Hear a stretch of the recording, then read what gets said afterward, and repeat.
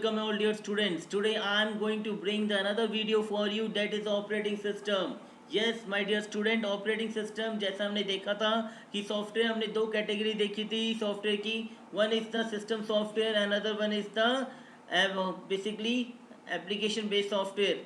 Now I am going to tell you basically system software के एक हमने part देखे थे. लैंग्वेज प्रोसेसर देखा था हमने, डिवाइस ड्राइवर देखा था हमने, यूटिलिटी सॉफ्टवेयर देखा था हमने उसके अंदर.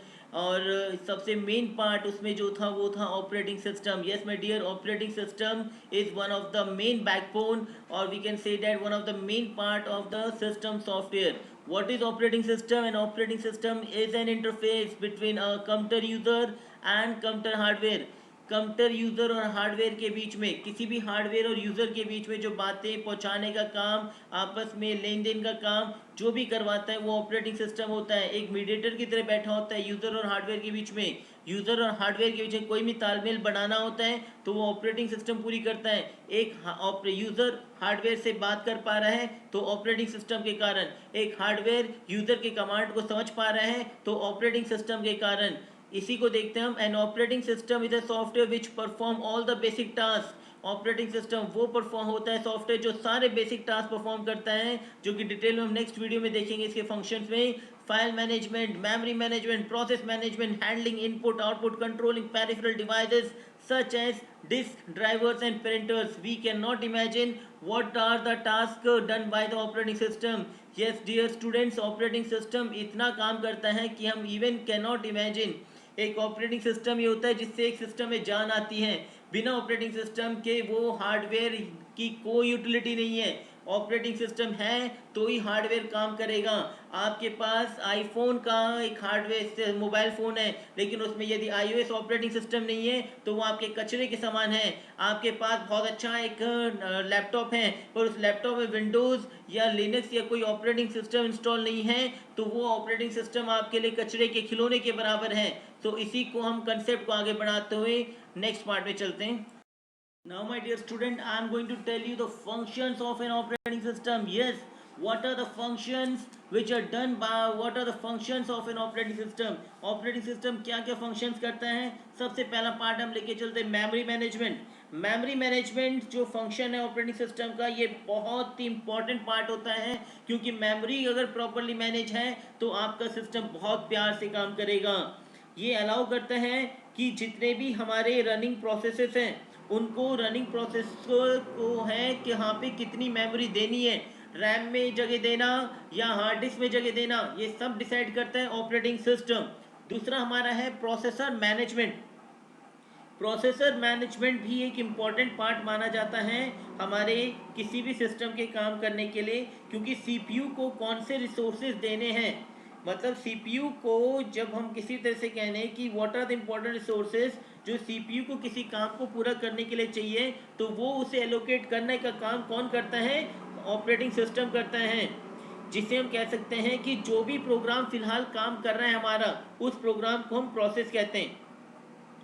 इस तरह से मैं कह सकता हूं कि ऑपरेटिंग सिस्टम ना केवल प्रिपेयर करता है, ये शेड्यूल भी करता है, कंट्रोल भी करता है, मॉनिटर भी करता है उन सभी प्रोसेस को जो भी फिलहाल करंटली प्रोसेसिंग कर रहे होते हैं. तो एक प्रकार से हम दे सकते हैं कि all the processes are manage by the operating system. Third function की बात करते हैं फाइल मैनेजमेंट की. फाइल मैनेजमेंट ऐसे हम जानते हैं कि फाइल्स जो भी होती हैं उनको कौन हैंडल करता है? ऑपरेटिंग सिस्टम कहते हैं. कैसे करता है? क्योंकि operating system governs the permanent storage and retrieval of data from the external storage device. Basically मैं कह सकता हूँ आपको कि परमानेंट स्टोरेज और कहाँ से कौन सा डाटा कैसे कब कहाँ निकालना है, कहाँ स्टोर करना है, ये सारा फाइल मैनेजमेंट के थ्रू होता है. ये भी ध्यान रखता है कि इससे एक तरह से हमारा काफ़ी डाटा सेव होता है, क्योंकि हर फाइल को एक अप्रोप्रिएट लोकेशन मिलती है तो उस लोकेशन से वो चीज़ रिट्राइव होती है, तो हमारा काफ़ी एक तरह से सेव होता है डाटा. और किस स्टोरेज डिवाइस से कौन सा डाटा निकालना है ये भी जिम्मेदारी ऑपरेटिंग सिस्टम की होती है. नेक्स्ट फंक्शन की बात करें डिवाइस मैनेजमेंट की. ये रिस्पॉन्सिबल होता है कि इसका मेन जिम्मेदारी जितने भी इनपुट आउटपुट डिवाइस है, जैसे हम आगे देखते हैं, इसके अलावा कोई भी अदर डिवाइसेस हैं जैसे कि प्रिंटर हो गया, स्कैनर हो गया, इसके अलावा कोई और वेब कैम हो गया, कुछ भी डिवाइस है उन सबको एक तरह से हैंडल करने का काम डिवाइस मैनेजमेंट का होता है। इसके कह सकते हैं हम लोग कि किसी भी तरह से डाटा जो कि इनपुट डिवाइस से सेंड हुआ है उसको प्रॉपरली रीड करना और सेंड करना उस इंफॉर्मेशन को आउटपुट डिवाइस के पास। और इसी को हम आगे फंक्शन में देते हैं input output management. Yes my dear student, all the input output devices, जितने भी इनपुट डिवाइस हैं जिससे हम इनपुट देते हैं वो इनपुट लेते हैं, क्योंकि ऑपरेटिंग सिस्टम बोलते हैं उनको। जो भी आउटपुट डिवाइस है उन पे आउटपुट हमें शो होता है क्योंकि वो ऑपरेटिंग सिस्टम के थ्रू वो शो होता है। तो देखिए इनपुट आउटपुट डिवाइस तभी वर्किंग कर पाते हैं सही तरीके से अपना जब ऑपरेटिंग सिस्टम उनको गाइड करता है। नेक्स्ट हमारे पास आ जाता है फंक्शन में that is secondary storage management. किसी भी बल्क हमारा सेकेंडरी स्टोरेज की बात करूं या ऑक्सिलरी स्टोरेज की बात करूं या बैकअप स्टोरेज की बात करूं, उसको सही से मैनेज करने का काम ऑपरेटिंग सिस्टम करता है। यस, सिक्योरिटी की बात करते हैं। नेक्स्ट पॉइंट है security. Yes my dear student, security is the main parameter of the operating system. Operating system also provide you security from the other parties. So it means that we can say that security is also dependent on the operating system. So operating system अपने साथ security features साथ लेके चलता है। Command interpretation next point है। We can also tackle with the operating system, not even with the GUI, with the command prompt. हम command को interpret करने की क्षमता भी ऑपरेटिंग सिस्टम में होती है। नेक्स्ट जो फंक्शन है नेटवर्किंग। अगर हमारे पास कोई भी नेटवर्किंग डिवाइस है, हमने नेटवर्किंग हार्डवेयर यूज कर रखा है, उस नेटवर्किंग हार्डवेयर नेटवर्किंग डिवाइस या किसी सिस्टम से नेटवर्किंग करना चाहते हैं, तो वो भी हमारी कौन मदद करता है? Operating system. Communication management. Yes, communication management is also done by the operating system, because आजकल हम देखते हैं ऑपरेटिंग सिस्टम के अंदर कई सारी लैंग्वेज सपोर्टिंग फैसिलिटी होती है। Job accounting, we can also say that lot of accounting features are provided by the operating system. These are the functions which are provided by the operating। Now move toward the examples of operating system की बात करें तो हमारे पास कई सारे ऐसे operating system है जिनका हम यूज़ करते हैं। मैं सबसे बेसिक एग्जांपल पे सबसे पहले चलता हूँ। ये आपके सामने एक विंडो का लोगो दिखाई दे रहा होगा, जो कि मैं राइट हैंड कॉर्नर के चल रहा हूँ मैं। Microsoft window.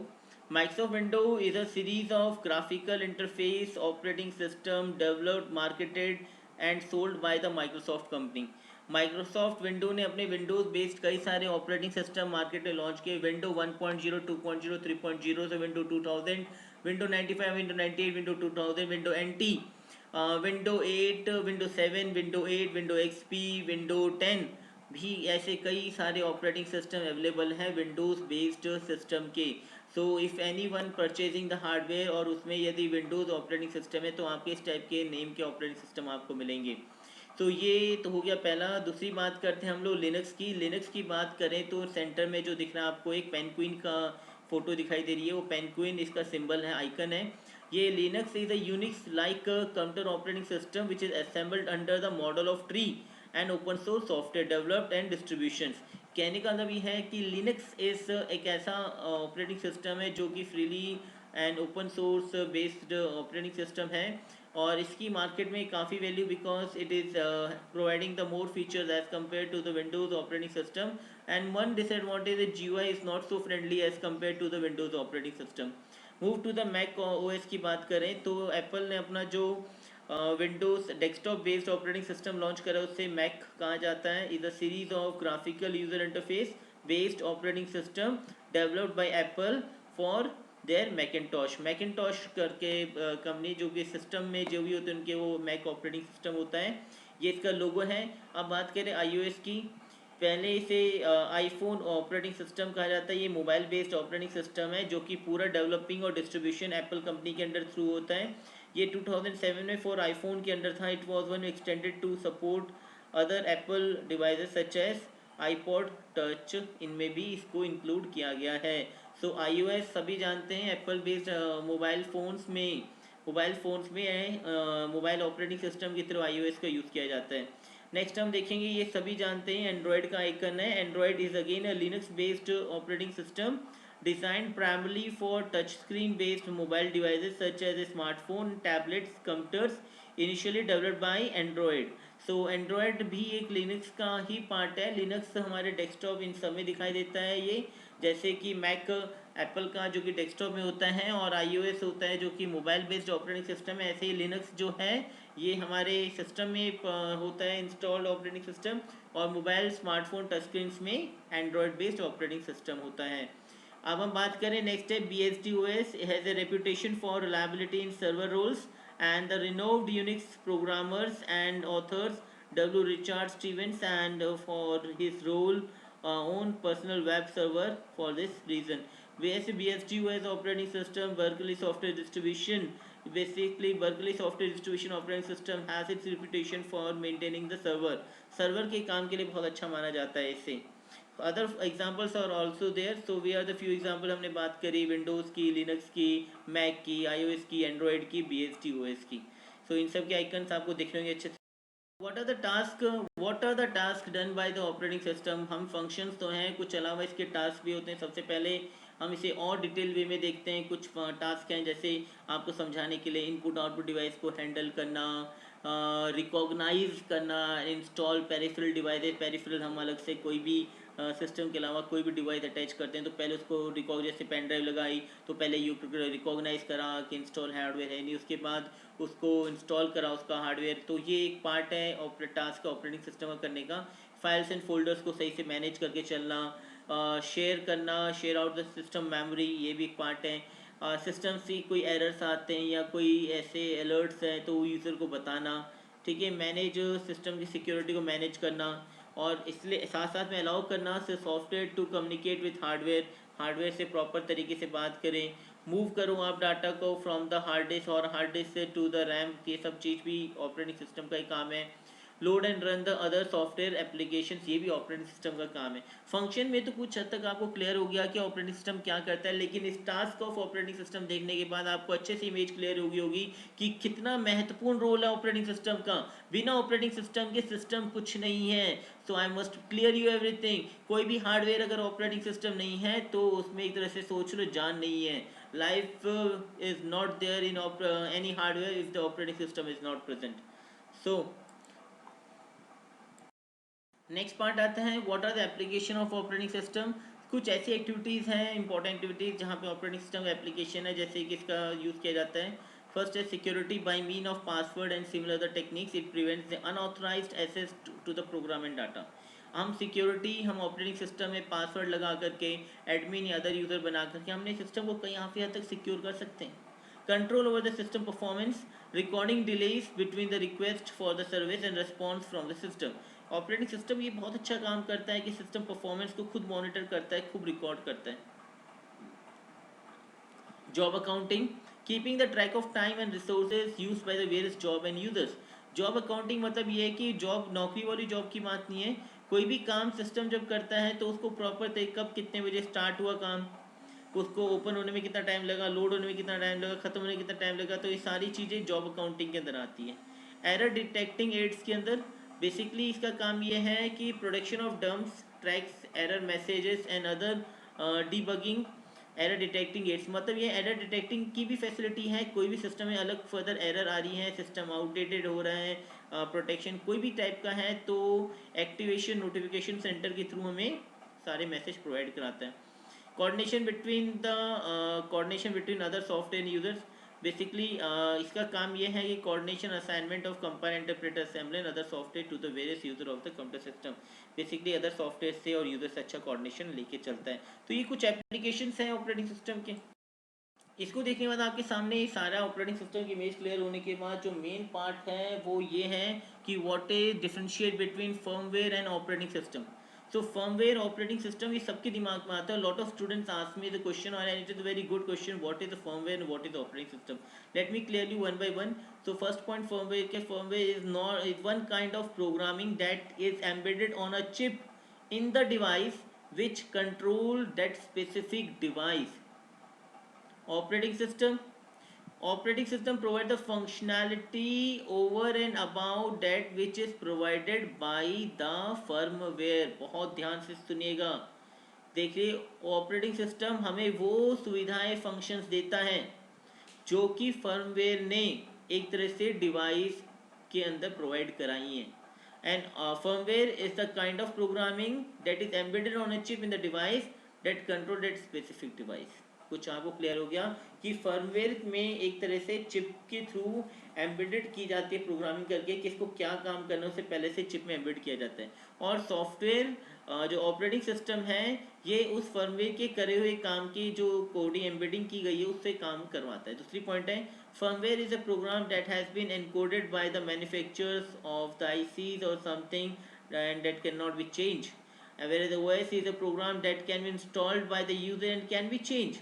सो मैंने आपको देखा जैसे रोम की प्रोग्रामिंग है, wait B S C that the processor की चिप है, तो प्रोसेसर की चिप पहले से इंटीग्रेट की गई इट्स फर्मवेयर, और उसकी जो कोडिंग दी गई है कि कितना डाटा क्या है सब कुछ पहले से defined, and we normal user cannot change it. The manufacturing of the ICs, who are manufacturing IC means integrating circuit, IC is manufactured by the company, and at that manufacturing time they are deciding what the data they have to encode, and encoded data cannot be changed by us, whereas the operating system can be installed by the user who is having the knowledge, and it means that we can change the operating system whenever we want it. We have the reliable option. Now move to the firmware. It is stored on non-volatile memory, whereas the operating system is stored on the hard disk. ऐसे मैंने आपको clear किया कि रोम एक firmware का part माना जाता है और रोम एक नॉन वोलेटाइल मेमोरी है, and where the operating system it is basically hard disk में स्टोर किया जाता है, हार्ड ड्राइव में स्टोर किया जाता है इसको फॉर दिस, तो it means it is clear to you firmware और नाउ एक सबसे बड़ा डिफरेंस आता है, अगेन नेक्स्ट क्वेश्चन है differentiate between 32 bit and 64 bit operating system. Lot of students are confused when they are downloading any software regarding any operating system. They are confused whether the software is working or not. तो मैं एक चीज़ आपको clear करना चाहूँगा कि जब भी आप अपने ऑपरेटिंग सिस्टम के लिए कोई भी सॉफ्टवेयर या कुछ भी चीज़ करना चाहो, पहले चेक करो कि ऑपरेटिंग सिस्टम आपको कितने बिट का है. तो ये बिट का चक्कर क्या है, ये बिट का हमने मेमोरी पहले बताया था कि 1 बिट इज जस्ट वॉट 0 और 1. सो 32 बिट के कॉम्बिनेशन से एक ऑपरेटिंग सिस्टम काम करता है या 64 बिट की कॉम्बिनेशन से एक ऑपरेटिंग सिस्टम काम करता है. तो हम इसके कुछ पैरामीटर्स हैं वो आपको लेके चलते हैं. पहले आर्किटेक्चर सॉफ्टवेयर की बात करें तो 32 बिट क्या करता है, इसका कहने का मतलब क्या है, it allow 32 bit of data processing simultaneously, मतलब 32 बिट ऑफ डाटा की प्रोसेसिंग एक साथ होती है. लेकिन 64 बिट में ये 64 bit of data processing simultaneously होती है. कॉम्पेटिबिलिटी की बात करें कि 32 बिट का एप्लीकेशन जो होता है उससे रिक्वायर होता है 32 बिट का ओएस और 32 बिट का सीपीयू, लेकिन अगर 64 बिट की एप्लीकेशन है उसको 64 बिट का ओएस और 64 बिट का सीपीयू चाहिए होता है. सिस्टम अवेलेबल की बात करें, all version of window 8, 7, window Vista, window XP, Linux सभी 32 बिट्स में अवेलेबल हैं. और इसके अलावा हम बात करें 64 बिट की, जितने विंडोज़ एक्सपी प्रोफेशनल्स हैं, विंडोज 7, मैक ओएस एक्स है, लिनक्स है, ये 64 बिट में. मेमोरी लिमिट की बात करें 32 bit system are limited to 3.2 GB of RAM, where 64 bit system allows a maximum 17 billion GB of RAM. So you can imagine. So before doing any type of installing any software or downloading any software from the browser, from the internet, before in downloading check it out whether your operating system is for 32 bit or 64 bit. It will help you a lot. So in the final, when we watch any video, so there is one task for each and everyone, that whether if you are able to give this question, you are able to complete the assignment, it means that you are have captured something from that video. So my target is full it up. So one from there are some questions, 6 questions I have given you on the base of this video. Hope you will cover these questions and clear your concepts. Thank you.